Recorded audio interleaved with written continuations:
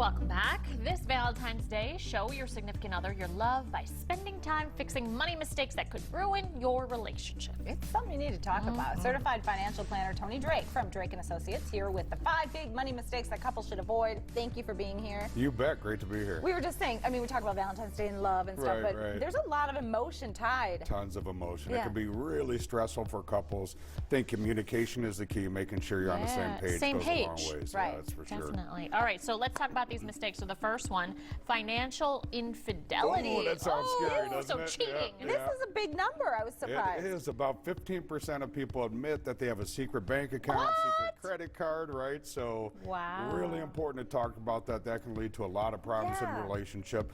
Not suggesting you can't have your own account to buy gifts or for shopping, but be open about it. But talk about it. But the secret. Yeah, that financial infidelity can really be tough in a relationship. That's going to bite you down. It's a big number. Yeah. Big number. Okay. All right, what's next? Next tip is ignoring debt. Don't ignore the debt. Yeah, that's a tough one, right? About half of people that get married enter the marriage with debt. Yeah. Once you get into the marriage, then you fight about whose responsibility it is. So get your arms around that. Really try to tackle that debt as a team. I think organizing the debt is really important. Having a debt worksheet. I have a great example on my website, wealthwisconsin.com. But get your arms around it and work on it as a team and really tackle that. Because the thing about debt is it doesn't get any, it keeps growing if you don't do anything. Well, yeah, and especially if you're talking about double-digit credit card debt, that interest can really eat away at you over time. Okay. How about the next mistake?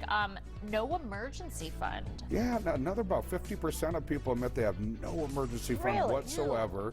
The number gets even higher for folks over 50, and that's a pretty bad spot to be in when you're getting close to retirement. So I like to see folks have about 3 to 6 months of reserves. Okay. A lot of times people spend some of that money and don't replace it, so you want to make sure if you use it, something happens, make sure you work hard to get that replaced. So 3 to 6 months. 3 to 6 months ideally. In particular, if you're both self-employed at the same employer, we want to be close to that 6-month number. Smart.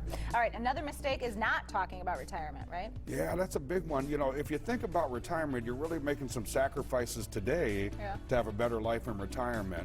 And studies find if you really focus on that kind of dream together, what does that look like? Is it world travel? Is it staying close to family and friends? Really help you stay committed to that. Another big mistake we see people making, it's tough. I have 3 kids and we all want to help our kids as much as possible, but we see a lot of people prioritizing their kids over their own retirement. It's tough to say, right? But the kids can get a loan for college, no loans for retirement. So this is an area you have to put yourself first. If you can afford to do both, that's fantastic. But you have to plan for retirement first. Okay, and then no Social Security strategy. Yeah, that's a tough one. A lot of us don't think about Social Security till we get there. It always seems so far away. But there's really hundreds of different ways you can turn on Social Security. There's a lot of great strategies for couples where you can get more out of Social Security.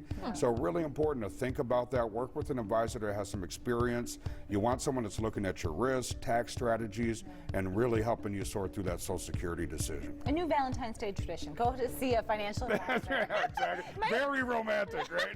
Probably something very good for your relationship in the long haul. Yeah, it really is. Make sure you're talking about finances. Get with a financial advisor if there's just an area you don't love. But sit down, at least quarterly, sit down together, talk about it, find that common ground. There you go. And then go to dinner afterwards. That's right. That's right. All right, Tony Drake, thank you for being here this morning. Appreciate it. We'll be right back.